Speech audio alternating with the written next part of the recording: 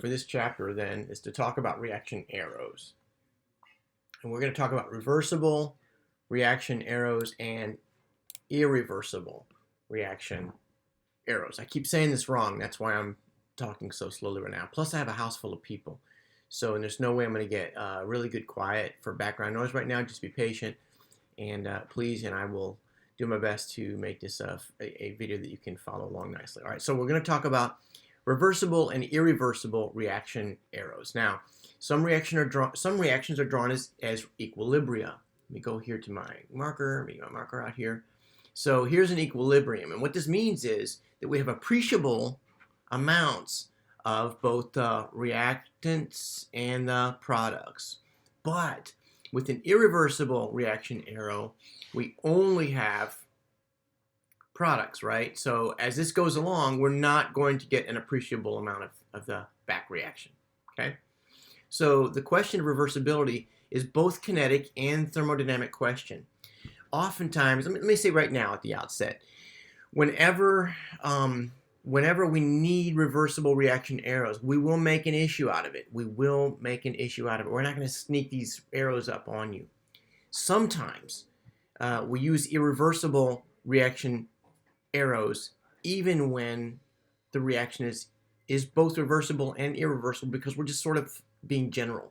When we need this, we will make a point of it. All right, so watch out for it. But I do want to say, you don't do reversible reaction arrows if something is irreversible. This will make a lot more sense as you practice it, okay? So again, reversible means that you get appreciable amounts of both the beginning and the end. Irreversible means as this guy goes along, you don't get a back reaction, okay? So let's talk about it a little bit more. If the attacking nucleophile is a good leaving group, it will be a reversible reaction, right? So here, if my nucleophile, in this case, if I'm going to a carbocation, my nucleophile is water. Water is a good leaving group, right? You know water's stable. Water's very stable. So if you have a good leaving group here, well, sometimes it's going to leave, right? And so that means you are going to get some of that reaction. As these electrons go off, water leaves, okay? So the reverse reaction, which I have down here, right? The reverse reaction occurs at an appreciable rate, and that means you're going to need to use an arrow like this, okay? Now, if the attacking nucleophile is a poor leaving group, like if you had something like this, which we don't really get into this much until organic 2, all right, where you have a carbon with a negative charge on it, right? That's very unusual. A carbon with a negative charge and a lone pair of electrons. This is very, very unstable. It is a horrible leaving group. It's a bad, bad leaving group. You're never going to see this, right? This is what I've got down here. You're never going to see that methyl group or that methylide leaving as a carbanion. It's not going to happen, right? No, no, no. All right, so this, then we're going to say this is an irreversible reaction, right? And so we'll just do with an arrow that does not go both ways, just that one way. All right. Now, the loss of a leaving group is virtually always reversible. If you have a leaving group that just leaves on its own, that's virtually always reversible because it leaves in its wake a carbocation, right? And so that's going to be some of the back reaction, right? That's what the back reaction is about. That's what I've drawn right there, okay? Most leaving groups encountered can act as nucleophiles also. So all proton transfers are reversible. This is interesting. All proton transfers are reversible. All acid-base reactions are reversible. However, if the pKa difference is 10 units or more, then you can consider it irreversible. So look at this.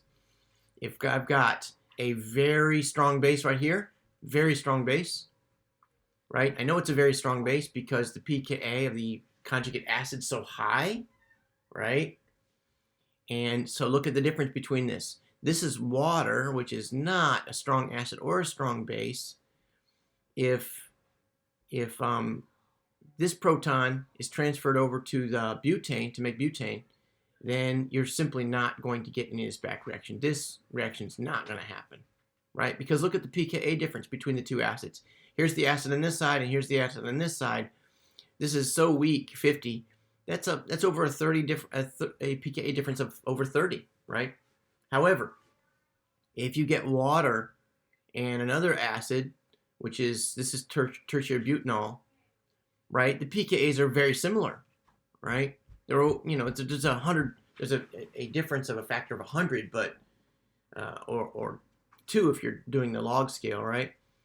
But this is going to be reversible because the 18 minus 15.7 is only 2.3, which is less than 10, and so it's going to be reversible.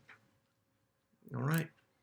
So carbocation rearrangements are generally irreversible because there's no reason to go back. So if this hydride, if this goes from a secondary carbocation to a tertiary carbocation, then you can expect that it's not going to be going back, right? This is not going to happen. Tertiary carbocation to a secondary is not going to happen because thermodynamically there's no driving force. All right, and then finally, would say that with respect to Le Chatelier's principle, if you get a reaction like this, you have you're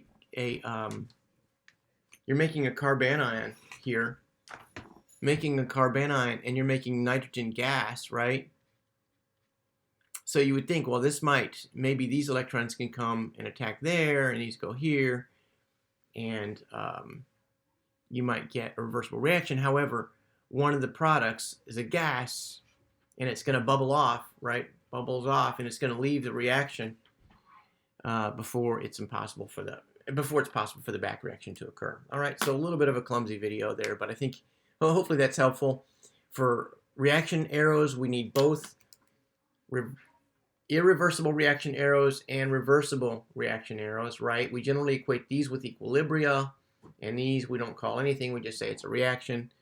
But if you don't have an appreciable back reaction, then we're going to be using this forward reaction. Sometimes this is key to explaining things that we see. And so I'll call your attention to those as we do them, but I'm glad to take a few minutes with a video to introduce you to these different kinds of arrows. All right, good luck.